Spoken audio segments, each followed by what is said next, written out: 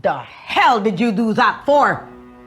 Hindi lang yan ang matitikman mo kapag nalaman nilang sekreto mo. Gusto mo bang bumalik uli sa kulungan? Huwag kang magpadala sa emosyon mo. Marami pa tayong plano. Kaya hindi ka alis.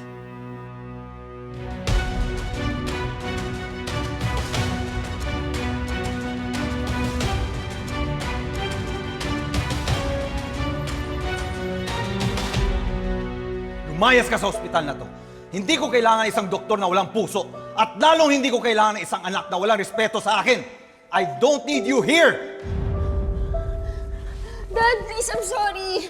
Please, I didn't mean what I said. Please, pakinggan mo naman ako. Lagi kitang pinapakinggan.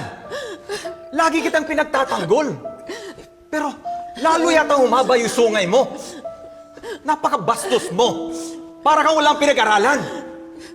Dad, please, I'm sorry. I'm sorry, magbabago na ako. Sige na, huwag ka lang magalit sa akin. Magbabago na ako. Sige na. I'm sorry. Hindi ko alam kung magbabago ka pa, Zoe. I gave you everything. I've always protected you. The least you could do was be good, pero hindi mo magawa. Kung pwede lang tanggalin kita bilang anak. Kung pwede lang, if I could just strip you off as a tanyag, ginawa ko na. You're a disgrace to the family name. Sana hindi na lang ikaw ang naging anak ko. Sana si Annalyn na lang ang naging legal na tanyag at hindi ikaw.